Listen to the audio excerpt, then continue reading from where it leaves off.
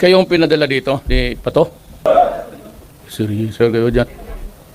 Alam mo, kung yung presidente na hindi taga Maynila, ha? Di ako sanay ng mga paikot-ikot, probinsyano ako, at matagal akong mayor sa aming syudad. Kilala ko kayo. Laking pulis ako. Ayaw ko na lang magyabang kung bakit, pero laking pulis ako. Alam ko kayo diretso-diretso. Alam mo, kayo pumasok, isip siguro ninyo, paging pulis, pag may baril, may badge, yun na yun. At naghahanap ng hanap buhay, dagdag sa sahod ninyo. Alam ko na ang sahod ninyo maliit.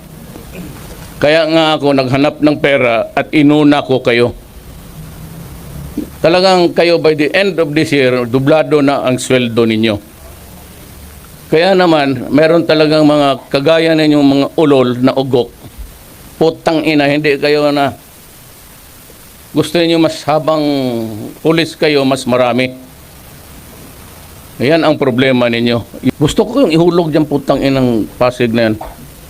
Pero wag na lang, kasi itong human rights, kung anong nakikita naman sa buhay ng isang taga-gobyerno na gustong disiplinahin kayo. Gusto ko, palinisin ko kayo ng magbalik kayo dito, mag-swimming trunks. Linisin niyo yung Pasig River. Inumin niyo kasi madumi. Putang ina kayo. Bata pa naman kayo lahat. Kailangan ko ng pulis sa South. Kulang ang pulis sa Basilan kasi maya't maya pinagpaputok-putok yung mga istasyon doon, no, ubos. Kayo, lahat ngayon nandito. Kasali kayo sa task force sa South. Padala ko kayo sa Basilan.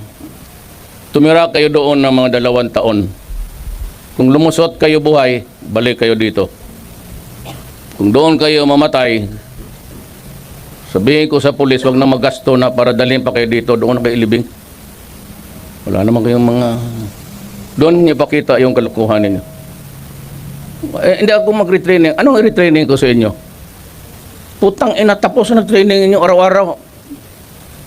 Ano retraining ko? Yung utak ninyo. Hindi ko madala yung gano'n eh. Gayat kayo sa akin, hintayin ninyo kung matapos na pagka-presidente ko. Magbarilan tayo. Kala siguro ninyo na let's check kayo, papatulang ko talaga kayo. Prepare to move out. I'll give you 2 weeks from now, 15 days. Start to move out. If you do not want to go there, go to your superior officer and tell them that you are going to resign.